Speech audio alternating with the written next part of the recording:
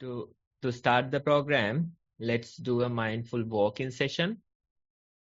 I'm sure most of you are familiar about the practice, but anyway, I'll give you some guidance. We find some space where we can walk in a comfortable manner, and in probably like something like 10-15 steps, that type of a space, and you walk back and forth in a comfortable manner. While walking, try to notice, try to pay attention to the walking sensations. And when you do this, you can easily notice the sensations at your feet. Maybe it's the heel that's touching. Maybe the middle part is not touching. Then ball of your feet and the toes are touching. That way you can notice the sensations of your feet. You can notice the texture, temperature of the ground that you're walking. Right? So those details you can observe. You can pay attention to those details while walking. Time to time, naturally, our attention goes to different things. Thoughts, memories, they grab our attention. Sometimes you see things, you hear things, but among all these things, we can gently return our attention back to the walking sensations. Not just once, not just twice, maybe many times, we'll simply notice that we have gotten carried away, and with that awareness, you can gently return your attention back to the feet, back to the walking sensations. So that way we will try to do a walking session, and when you hear the bell sound, you can return.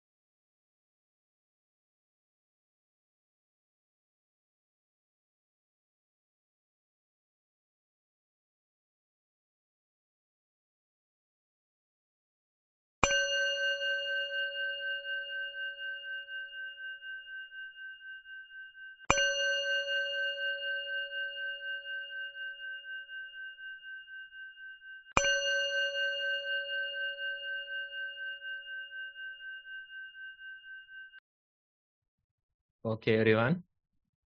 So that's our time to do a mindful walking session today.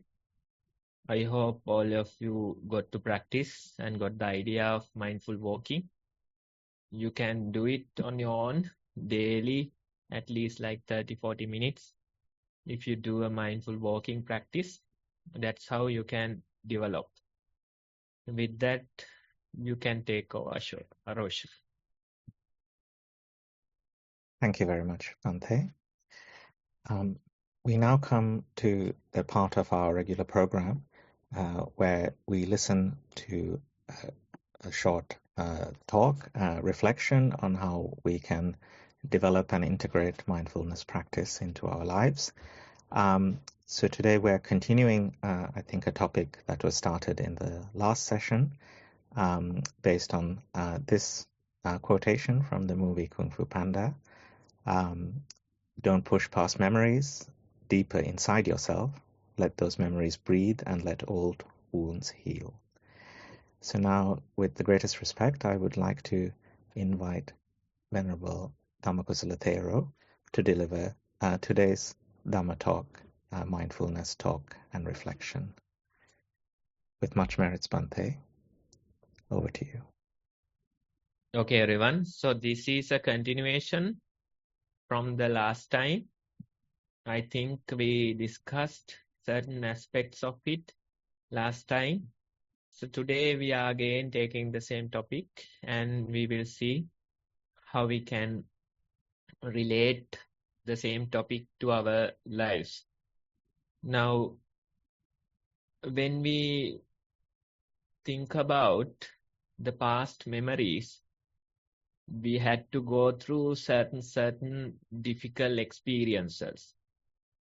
We had to go through certain, maybe a loss of a loved one, maybe certain bad experiences. So that way we need healing from these past wounds. And these wounds, they are not so obvious. When you work, when you function, you can't feel that they exist. But sometimes they come after you like a dark shadow and maybe influence all the decisions and maybe influence the way that you feel in your mind. So that way, these things keep chasing us. Although they are not so obvious, they are there and they work as a dragging force to our lives. So healing from these wounds are important. And we were able to find this very nice quote from one of the movies. And it shows us how to heal from these past wounds, especially when it comes to meditation practice, especially when it comes to mindfulness practice. You have to understand how you should deal with such past incidents, wounds. If you suppress them, then there is no healing. If you allow them to come, you get overwhelmed by them. But somehow you have to develop the ability, not within a day, not within a week, but gradually develop the ability and allow these memories to breathe and allow these wounds to heal. So that was the idea. And I think we discussed that in great detail last time.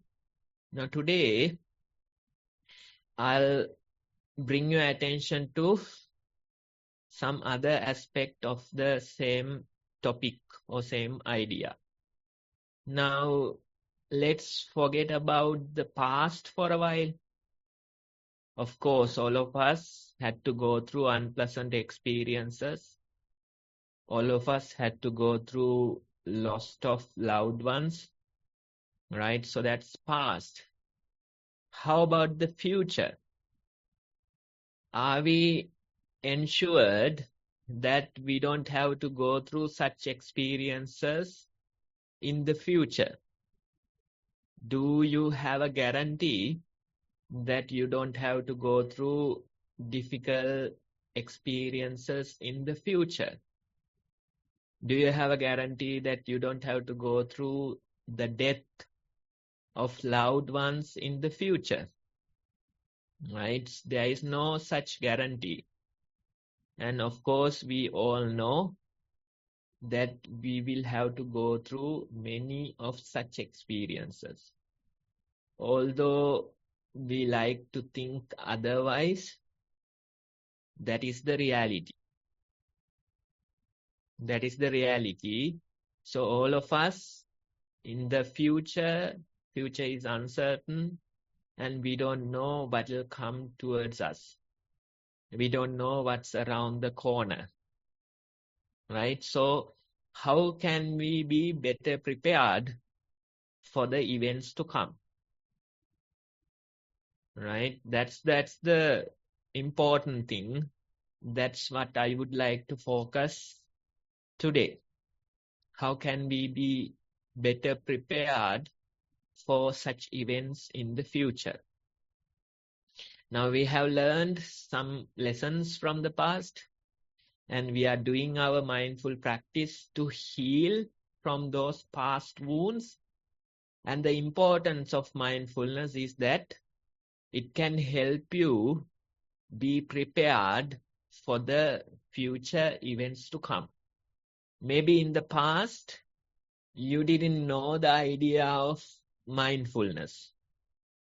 You didn't know the correct way of facing such incidents. And it is natural that you get overwhelmed. It is natural that you get broken by these incidents, experiences. But as the mindful practitioners, I think the most important thing would be to be prepared for the future events. How can we be prepared for the future such events? That's the important thing.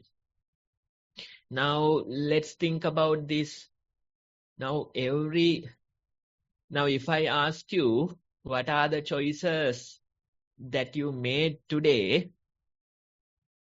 You might think about it. You might have certain answers.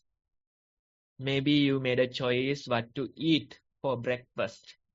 Maybe you made a choice whether to talk to somebody or not, right? So such choices we usually feel, and we know that we are making such menial choices.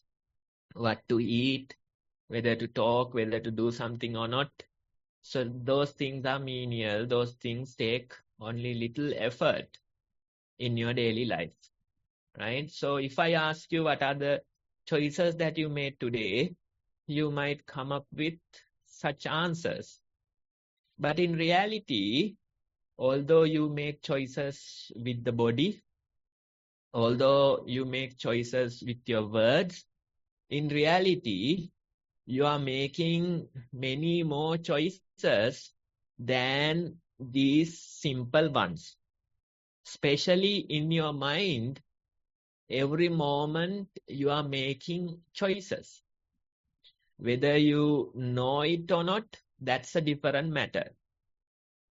But each and every moment, we keep making choices. That process is continually happening in our mind, right? So some thoughts, you make a choice to encourage those thoughts. Some thoughts, you make the choice not to encourage those thoughts. I am not saying this is happening fully consciously. Maybe more like a subconscious manner, maybe more like an addiction, maybe more like a bias. You are making such choices. some thoughts without even you knowing. You keep encouraging, feeding those thoughts, and some of them are just left behind. So that way, in our mind, we keep making choices. And if you make bad choices, that is not good for your mind.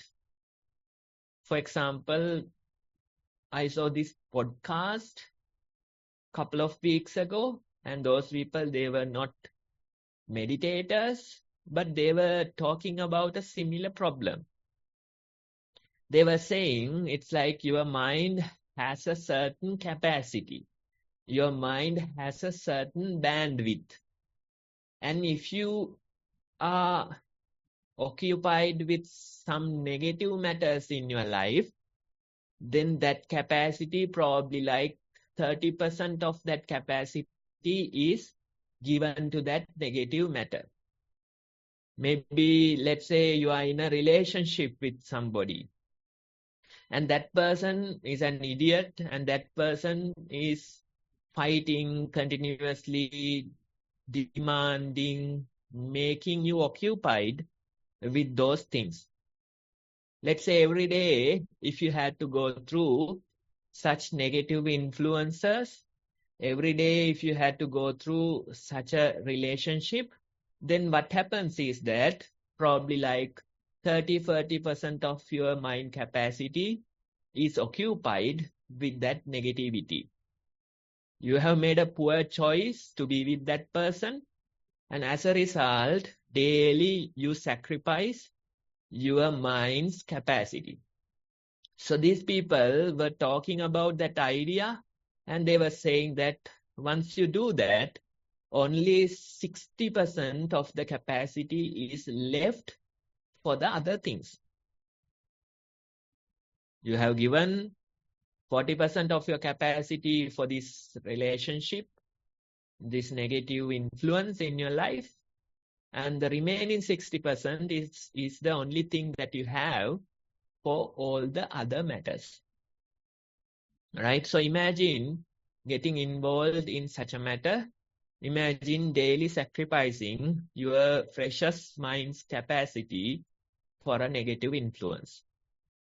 Although we might not know directly, if we really reflect on our lives, all of us might have such negative influences. Maybe some of you are spending hours and hours on social media.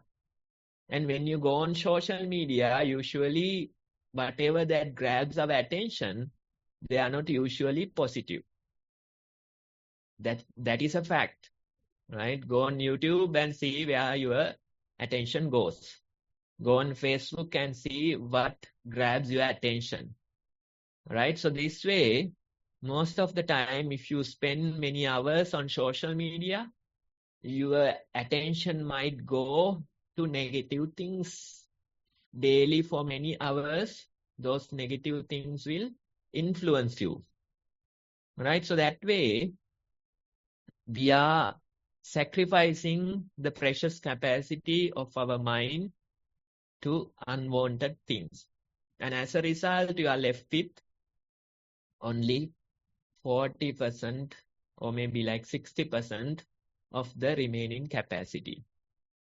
And another thing with the mind is that whatever that you gives the attention, that grows. In modern terms, they say that attention is the boss of your brain. Whatever the thing that you give your attention, that grows, that becomes prominent in your brain. And if you keep giving your attention to some negative relationship, if you keep giving your attention to some narcissistic relationship, then what happens is that negative influence will grow more and more. Your attention will go into that negativity in hourly, daily basis. And as a result, you are going through a downward spiral. As a result, the things are getting worse and worse, right? So that way, you can see we have a limited capacity in our mind, a precious capacity in our mind. So it is important that we make wise choices. Wise choices in our lives. I'm not focusing about the past ones. Maybe past you have made bad choices, poor choices. That's done. That we discussed last time. But think about the present and the upcoming future. You have to make wise choices, and that way you can save the precious capacity of your mind. That capacity is not unlimited. That is limited capacity. And you have to decide what are the things that you give your attention to. What are the things that you give this precious capacity to, right? So in a way, making wise choices, being mindful about them is a form of meditation. Not the formal practice as walking and sitting, but in a way, every moment you are in a meditation.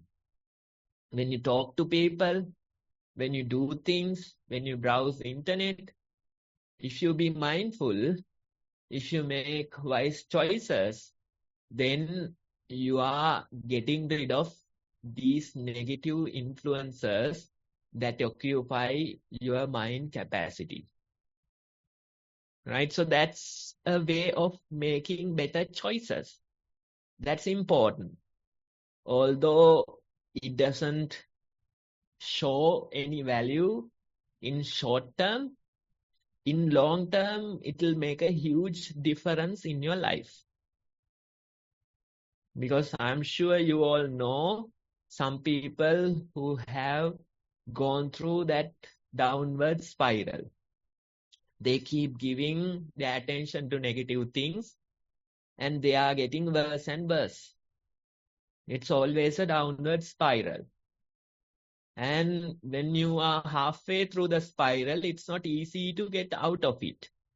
That's also true, right? But little by little, if you put effort, little by little, if you be mindful, you can gradually start to make better choices. And that way, you are saving the precious capacity of your mind.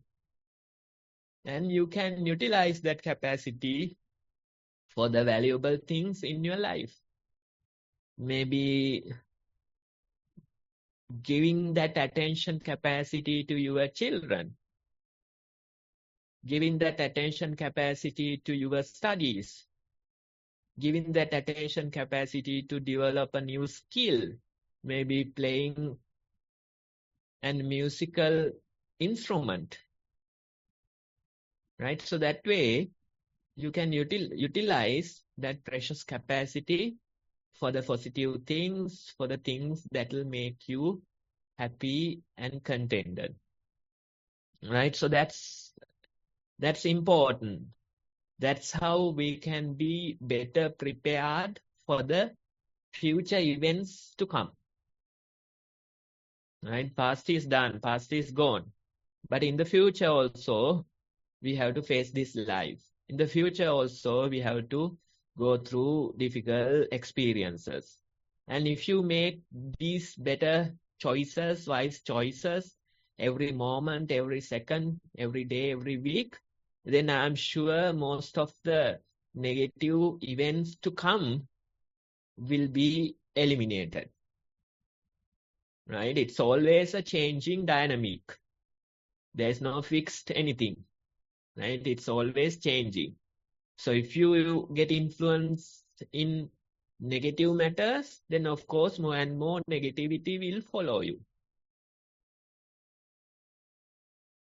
Right? If you get influenced in positive matters, then of course the positivity will follow you. Right? So that's the reality. That's how it works. Even in the sciences, these days they talk about epigenetics. I remember we covered this topic many months ago, and in epigenetics they call about nature versus nurture. Nature is more like your genetics, right? Maybe from your parents, you have certain genes in you, right?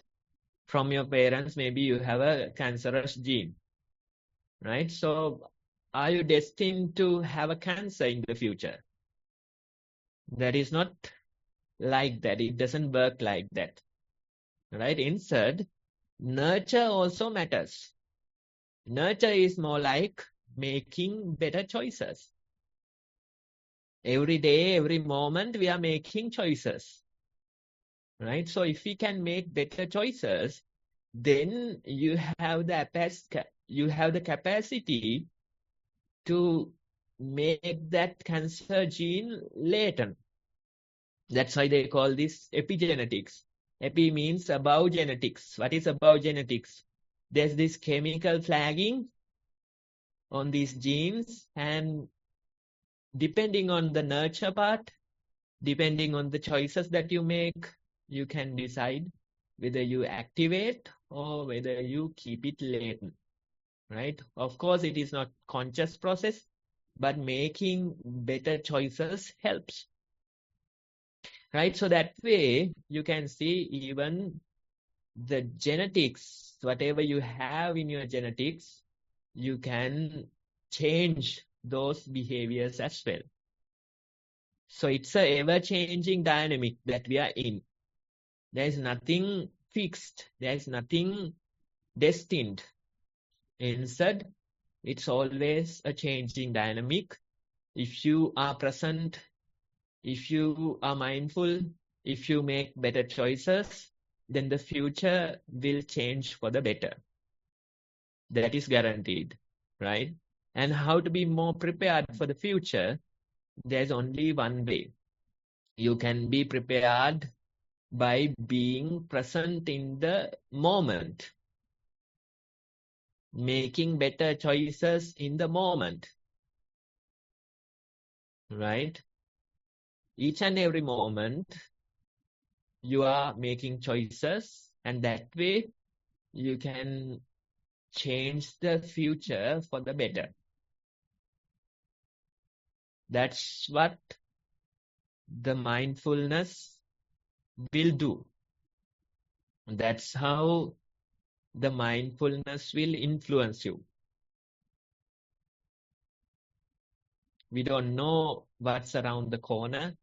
We don't know what are the future events that we'll have to go through. But we are prepared by being present. We are prepared by being mindful. Every moment we are making better choices. Every moment we are responding in a healthy way. That's important. Let's say, for example, things like jealousy. When you deal with day-to-day matters, it is natural that you get such feelings. Especially women, they feel this jealousy factor in their mind a lot, right? And you can respond to this feeling in two different ways. Either you can respond in a positive, constructive manner. Either you can respond in a negative, destructive manner, right? Usually it goes with the negative, destructive manner. You make jealous, you say words based on that, you do things again and again, you embrace that jealousy towards somebody. And will that affect other person? It's like jealousy is like you are trying to harm the other person, right? You are trying to harm the other person by injecting poison yourself. That's the only thing that you are doing. It's not influencing the other person. It's influencing you, and it's influencing you negatively. So it is natural that we get such feelings, things like jealousy, but you have a choice. You can respond to that jealousy in a different way, right? So that's how being mindful in the moment matters. If you are not mindful, then you are caught in the jealousy, you go halfway in the process, then only you realize, okay, I have gotten carried away by the jealousy. But if you are mindful, you can catch it earlier and earlier. And that will allow you to make better choices or respond to these things positively. And that helps, that matters a lot, right? So every moment you can see how we can save this precious capacity, how we can change the future by making better choices in the present, right? So that's how we can do. And let's say some people, they come and tell you something. Immediately we have a reaction. Some of you might agree with that person. Some of you might disagree with that person, right? So this way, we get caught in certain views, certain opinions, and we work based on the assumption that they are correct, right? So that way, sometimes we agree with people, sometimes we disagree with people. They give us opinions, they give us ideas, and we react to them. That is the usual way of functioning. That is how you function in the day. But the mindful practitioners or the meditators, they have something to do in such occasions. What do they have to do? Right? They can be mindful and try to navigate that situation wisely. For example, somebody might come and blame someone else. Immediately, you might agree or you might disagree. Right? Both creates conflict. Agreeing with that person creates conflict. Disagreeing with that person creates conflict. And maybe later you realize, although I agreed, later you realize it was not correct. Although you disagreed and tried to fight that person, later you realized it was correct. Right? So this way, we get caught in the process, we make mistakes.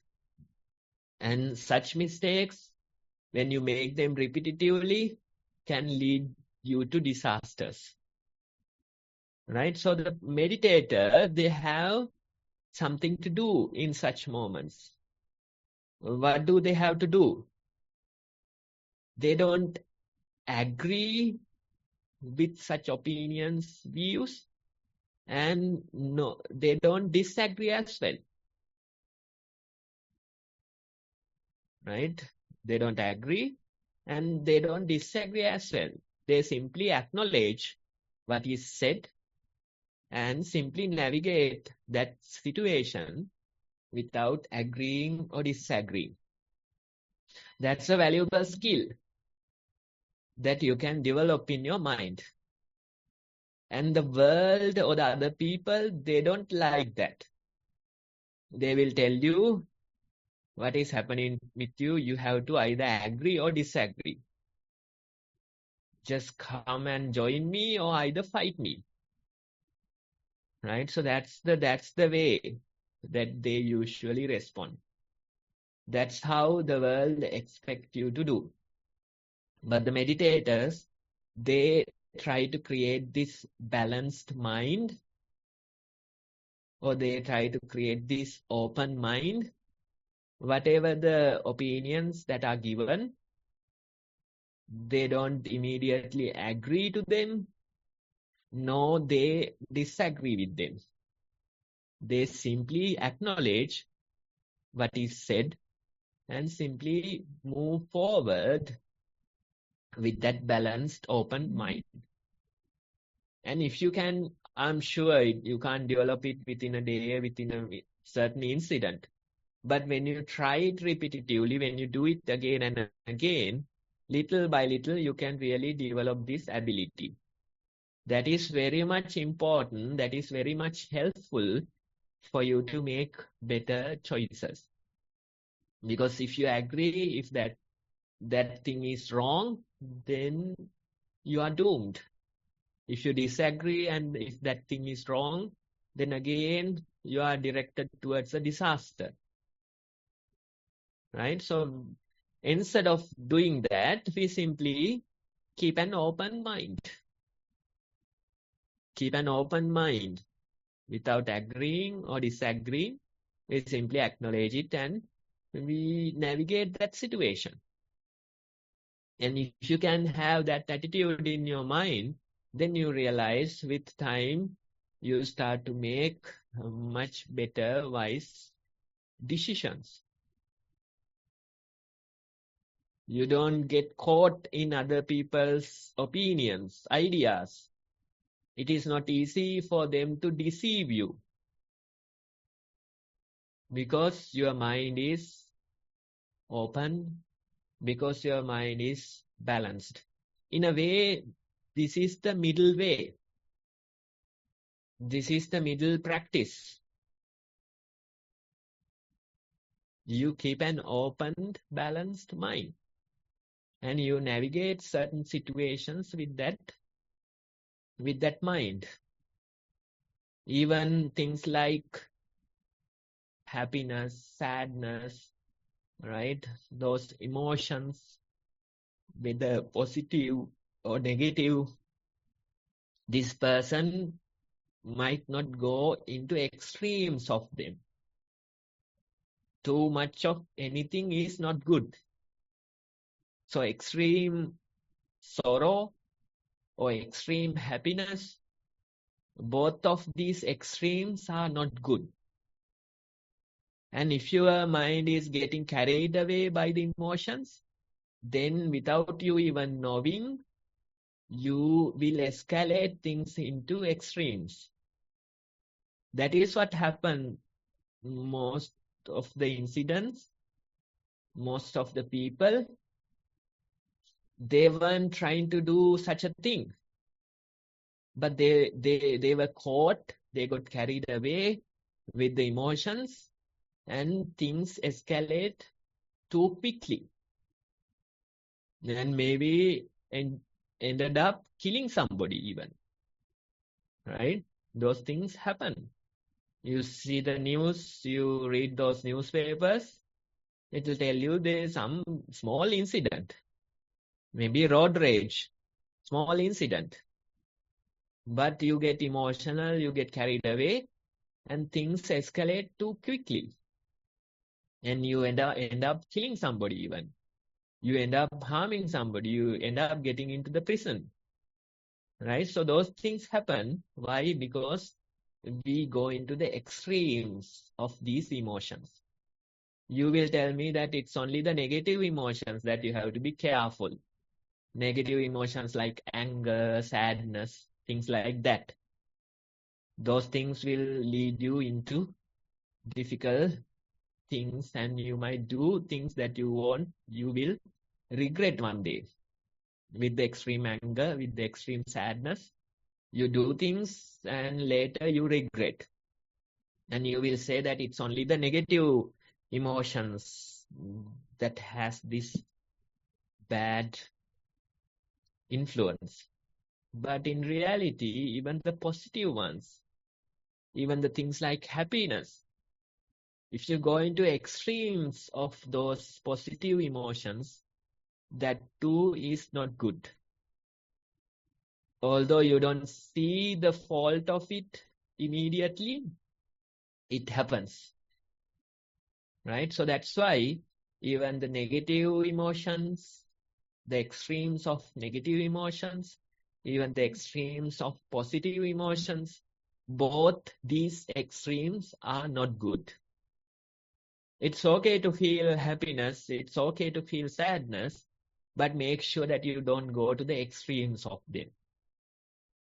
Even in a relationship, even in a family matter, it's natural that you get frustrated, it's natural that you feel sad, anger, but make sure that you don't go to the extremes of them. Maybe you'll have to make a better choice in order to avoid going to the extremes. Maybe you'll have to leave home for a while, go out, drink a cup of coffee, and come back, right? Taking a break from the situation. 1 hour, 45 minutes will do a magic trick, right? So that's how it is. That's how it is.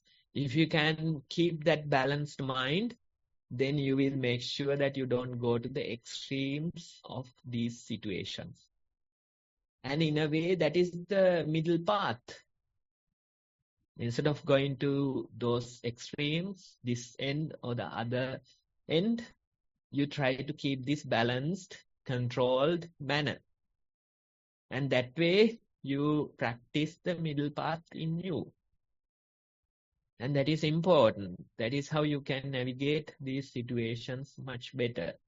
It's okay to feel happiness. It's okay to feel anger, but make sure that you don't go to the extremes of them.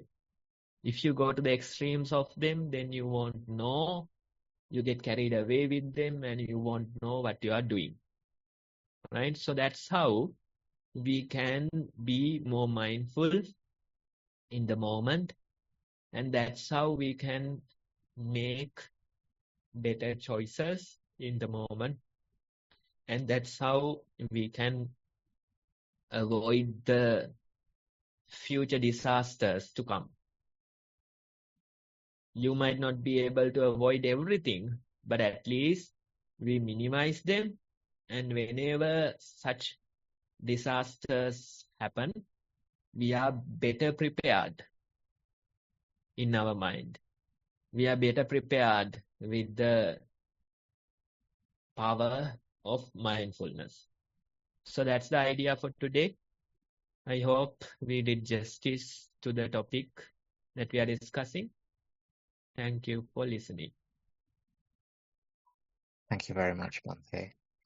Yes, very, very helpful and interesting insights into how mindfulness can help us in making these good choices in our day-to-day lives. So yes, very grateful for those reflections.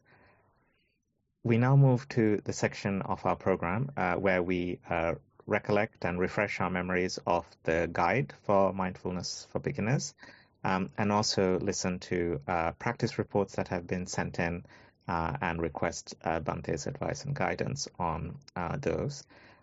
So for this part of today's program, I would like to invite Anupama to take over and lead us through the guide as well as the reading of the practice reports. Over to you, Anu. Thank you, Arosha. I hope you can hear me clearly.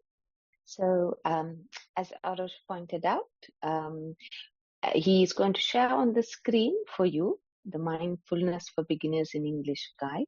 Most of you are familiar with this by now, but for those who aren't, this is a little refresher. We would like to ask you to first start off by watching some basic instruction videos. The link to mindful walking and for mindful sitting is on the screen in front of you. Arosha has also kindly posted it in the chat for your reference. So once you have watched these videos and the instructions, you can then allocate a small time daily and start practicing mindfulness, mindful walking and mindful sitting. If you continue this for a few days, once you have completed at least 2 hours of each practice in total, the third step is to write down a reflection report. This you can start as either a question or a statement. You can write your experience. So, for example, we did a mindfulness session in walking this morning at the beginning of the session for about 15 minutes. So you can actually put this down in the form of a report, and you can organize it in titles. You can describe the sensations. So when you were walking, what did it feel like underfoot? When your weight was shifting, what were the prominent sensations? What was the texture of the ground? And the pressure points the soles were touching, etc. Similarly, you can do that with mindful sitting. For example, if you're focusing on your breath, you can write about the movement of breath in and out of your nostrils, the movement of your abdomen in and out, etc. Once your report is completed, you can then submit it either via Google form or via email. Both links are in front of you on the screen and in the chat. So once you provide the report, we will receive it and then present it here at the session for further discussion and reflection. So that's the end of the Mindfulness for Beginners in English guide, the recap. I will now move on to reading the reports for today. Report number 1. Theruvan Saranai Bante. There's nothing to mention about Sakmana and Paryankya. Notice below points regarding the experience of living with family after being alone for some years. It has adjusted to the situation as much as possible. Sometimes it sticks to fading things, but it comes back to neutral as no ability to keep thinking continuously. Wherever subtle friction arose, it turned back to me, not the outer person, pointing out why. It was found that one's dislikes and likes are mirrored via surrounding people, related incidents. One's resistance to another's action shows our dislike or likes as a mirror. In another way, it's like thoughts reflected as experience. Where it is held to something, it is known via the sign of tiredness initially. It started to check because of why this tiredness is there. As soon as it sees the reason, it faded away. But later, that checking also became more tiring and started to let go of the checking. Whatever happening in the background, sometimes it is not relevant. Sometimes, even if it is heard, it's just heard and have no interest in engaging with it. Even if it sticks to something due to tiredness, it leads to letting go sooner or later.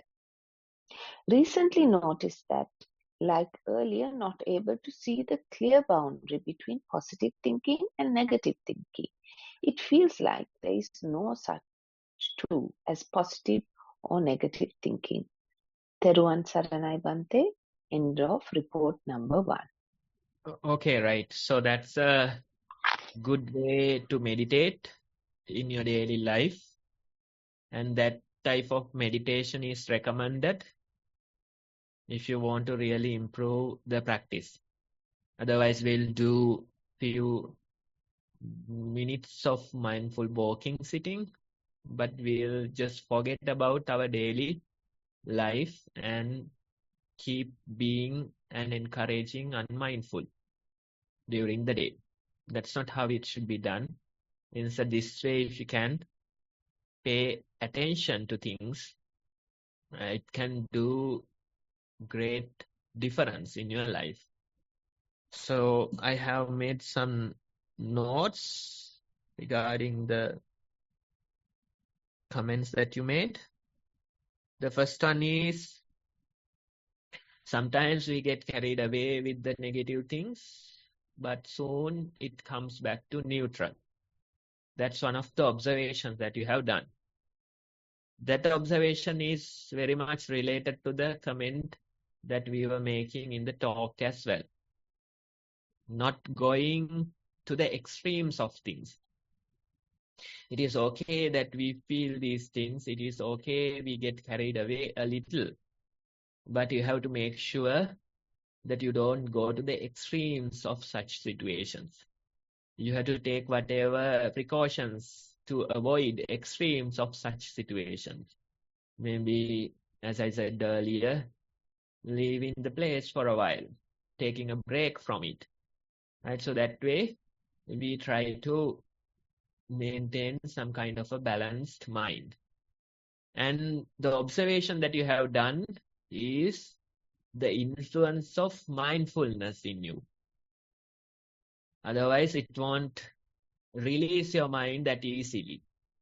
What happens is that when the mindfulness becomes stronger, you realize it is getting carried away, the mind is going through these processes, but halfway into the process, it releases and come back to the neutral. That is not intentional really. It's not like you are doing it, but it is happening. How it is happening? It is happening due to the repetitive practice. It is happening due to the training that you have done. It is happening as a result of the mindfulness that you have developed. Right? So that's one of the things that I noticed. Then again, another comment was there that you said that whenever you feel friction, instead of turning your attention towards the outside, you turn inwards. That too is very much important in the practice.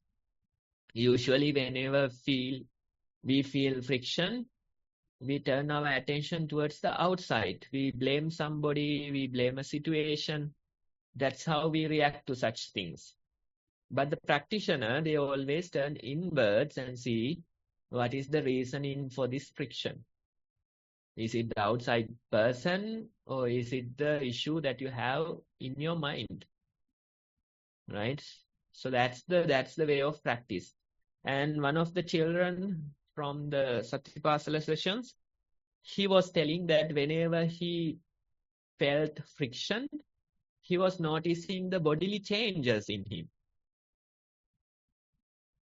Whenever you feel friction, whether due to anger or something else, sadness, there are changes in your body. They are subtle, but when you pay attention, you can notice them. So that boy was telling that he as the practice, he was noticing the bodily changes that happens with the friction. That's one way of, turning inwards. And instead of going outside, we try to figure out the reasoning inside. Right? So that way of practice is valid. That way of practice is good. Right? Then another comment you mentioned that checking, it becomes a burden. Right? So that also is true. Especially, let's say, the practitioners, they do the labeling. And some of the places, they encourage the labeling a lot, probably too much. Right? They every step they have to label. Every breath they have to label. Every bite they have to label. Every thought they have to label. That way, if you go overboard with the labeling, what happens is that very labeling or that very analyzing becomes a burden to you. I remember when I started this practice early in the career, when I came here to Nissarana, one of the monks, he gave me an advice to count everything. Count the steps, count the brush strokes, count the bites, count the things that you do. And he was asking me to come back with the final count in a day. What is the final count that I am averaging? Every step, has to be counted. Every bite has to be counted. Every sip of a drink has to be counted. Every stroke of a brush has to be counted. Right? So that way, what is the total count at the end of the day? Although that advice was given, although I didn't disagree with that advice, I simply acknowledged it. I didn't do, because right by seeing it, I felt like this is not correct. This is not going to help me. Right? Maybe it can help somebody else, but for me it was too bothering. Right? You sacrifice your freedom for the count. You sacrifice your freedom to analyze things. Right? Too much. That's too much. Right? And if you keep counting, then if you do it for a long time, you might go crazy in you. Always counting, inner talk, inner chatter increases, and it might drive you crazy. So always make sure that you don't go to such extremes. Even the analyzing it's too much. Then let it go. Some people, they try to, squeeze things out of the meditation. Right? In the sitting, they have to squeeze everything out of it. In the walking, they have to squeeze everything out of it. In the daily practice also, they try to squeeze everything out of it. That way, they put too much effort in the practice. And that is not good. Right? Whatever that you notice, that's enough. Right? You don't have to chase after it. Whatever that becomes prominent, that's enough. Right? Simply notice that and go forward. If you try to squeeze things, then that's a good way to end up with a headache. You try to squeeze things out of the walking session. You try to squeeze and try to be more mindful, to notice everything. That doesn't work, and you'll get a headache at the end of the day. Right? So you have to be gentle with the practice. Just simply notice whatever noticeable. That's enough. Right? Simply analyze whatever analyzable. That's enough. Right? Don't try to overdo it. So that too you have realized that is important. We make mistakes. Right? It's always trial and error. But we learn things and we figure out the best way to practice. That's how it works. Right? So in your practice, you have realized that analyzing is too much. So that's good. That's good. Then the final thing I can't read. That's gone. That's missing. Right? So let's forget about that matter. I'm sure this is enough for you to continue your practice. That too, I tried not to, push too much when you feel the friction. Thank you, Bhante. Some very valuable points and advice there. I will now move on to report number 2. Mindful walking. Use the daily exercise walk as mindful walking this time. Attention was on feet movements at the beginning. Pace was faster. Nature sounds heard from time to time. Awareness returned to walking sensations. Brightness of sun noted. Thoughts would arise and pass without interrupting. Noted heels pressing hard and the heat on the soles. Mind observed the flow of events calmly. Body was moving and mind seemed to slow down. Walked for 40 minutes. Vibrations in the body continued for a while. Calmness in mind also lingered. Mindfulness during the day. Nothing specific has changed, but familiar things feel different at times. Moments of calmness and acceptance arise, even in times of busy periods. Deadlines do not bring up the same level of agitation as before. The window of tolerance is widening a bit. For example, when plans change suddenly after the initial feeling of disappointment, the presence of mind arises. This is how the world operates. Nothing to worry about. That recovery in the mind helps with the next thing that arises. Also noticing the times when body is in pain and the mind is less affected and calm. This report nearly did not take place as it was such a busy day today. Do what is possible arose in mind at intervals. This helped feel more freedom and less pressure, and most things that were important to do in the day were done. Of course, there have been situations where the emotions took over common sense, but the calmness gradually returned when the emotion was noted. Dear Bhante, looking forward to your valuable feedback and immense gratitude for the practical guidance. Thero Saranai. Okay, right. So the one thing I noticed in your comment is that when the plans end up in a disappointment, if you keep on thinking, if you keep on worrying about them, then you lose the next moment, right? That happens a lot. Some people, it takes months for them to recover. So they lose months because of that disappointment. Some people, it takes weeks to recover. Some people, it takes days to recover. So that is how we are. More you plan, more this will happen. Right? So it's okay to do a certain level of planning, but when the plans get disappointed, there is a lesson for you. Either to worry about it, struggle, and lose the next moment, either simply accept it and embrace the next moment. What are we going to do? Right? So that's how we can improve ourselves.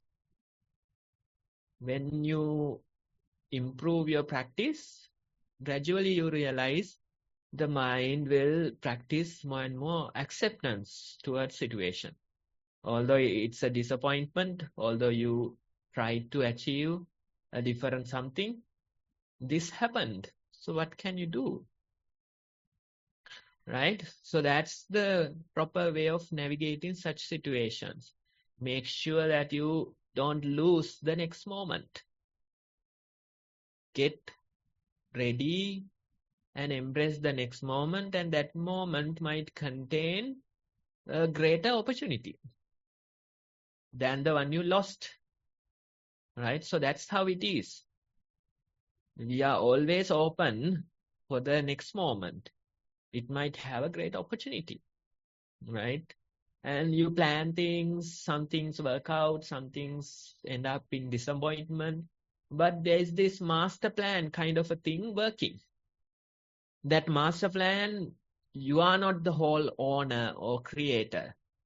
Instead, you have a certain aspect, certain control of it, and nature do a greater part.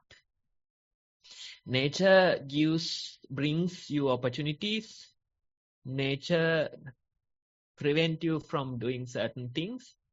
But at the end of the day, both of these aspects combined, this is the master plan. Right? You can't be the whole owner of that master plan.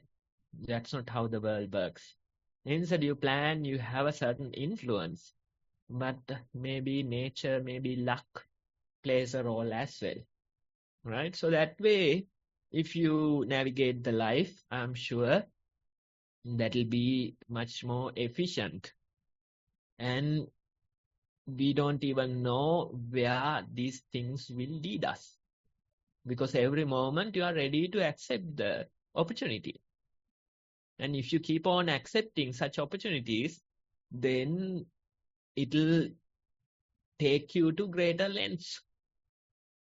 Right? So that's one of the things. Then another comment you made was that you start your practice early in the morning. That's good. It could be you exercise walk, but still you can be mindful and help the practice as well. And that way, when you start, sometimes you realize that certain things you experience them differently, right? Especially the mindful practitioners, they feel like that their mind is somewhat some kind of like split mind. They are experiencing this, but in the same time, they are not experiencing it. They are talking or listening to a person, but in the same time, they are not listening or talking, right? So that way, you start to feel these experiences in a different manner. I think that's the comment that we missed from the earlier report. That person was saying there is no such thing as positive or negative situations. Of course, when the power of mindfulness comes, there is no such thing as positive or negative situation, right? That good or bad, positive or negative, all these things are worldly concepts. And when you go beyond the world, of course, you go beyond the good and bad. You go beyond the positive and negative. So this kind of a split mind is a sign of going beyond the world. Your mind is partially gone, but still you are experiencing things. Still you are talking to people, but you have this ability to refrain your mind from fully going to those states. Your mind is there, you are listening to that person, but you are not listening in the same time. Let's say if you are listening to someone's problem, then you should have the ability to listen and not listen at the same time. If you keep on listening, if you get emotionally involved with the problem, then you won't see the correct answer to it. If you don't listen completely, then that is ignorance. But you listen. In the same time, you are not listening. That means you have a certain emotional detachment from the situation. You listen to that problem, but you are detached. You experience things, you are detached. You talk to people, you are detached. You go through certain things, but you are detached. That is how we can really attain peace in our mind. This detachment will ensure the peace in you. You live your daily life, you attend to family matters, you go to work, all these things you do. But in the same time, you are detached into a certain degree. That is why we feel these things different. That is why we feel that we are experiencing things differently. Earlier, we thought that it's the same way that we are experiencing. It's the only way to experience. That's how we thought. But when you develop the practice, later you realize there are different ways to experience things. There are different ways to function. You can function in this world, but you can have a certain level of detachment at the same time. That detachment will ensure that you have a certain balanced mind. That detachment will ensure that you have inner peace, right? So that's how we continue the practice. You are showing a lot of positive signs. Continue and experience this detachment more and more. Thank you, Bhante, for the advice based on the 2 reports submitted today. And a big thank you to those who submitted the reports, which brought out a lot of valuable points, especially in relevance to today's topic. Yes, we will conclude the reading of the reports now. The next segment is actually question and answer session. If anybody has a comment or they would like to ask a question, Can you please raise your Zoom hand? Then we will invite you to unmute yourself and speak. Thank you. I don't see any raised hands, so a cue to conclude today's session. Arosha, can I hand it over to you now? Yes, thank you very much, Anu, and Thank you. much merits and thanks to Bhante as well for all the advice and guidance he has provided. So I think, yes, we're coming to the end of our allotted time as well. So I will now wrap up today's session by reflecting on what we have done today in today's session, starting with some mindful walking practice and a wonderful talk from Bhante about how we can use mindfulness effectively to make better choices in our lives and the value that this can bring. So taken together, all of these activities should help strengthen our mindfulness practice and equip us to continue to develop and report our experiences at future sessions. So I would like to wholeheartedly thank Venerable Homagama Dhamma Kusala Thero for his generosity in giving us time and his wisdom to support our mindfulness practice. We hope that the merits of this noble activity will support and embrace Bhante's own practice, and we hope he will be able to continue to guide us during future sessions. On behalf of the organizers and the participants, I would also like to express my gratitude, heartfelt gratitude, to Most Venerable Uda Irigama Dhamma Jiva Mahathero for his encouragement and guidance for initiating this program of mindfulness for beginners in English. I'd also like to thank all the participants, particularly those who shared practice reports with us to help us all learn and improve our practice, and all the organizers for their help in delivering this program. So with that, I would close today's session and look forward to seeing you at future sessions again next Saturday and onwards. Much merits to everyone.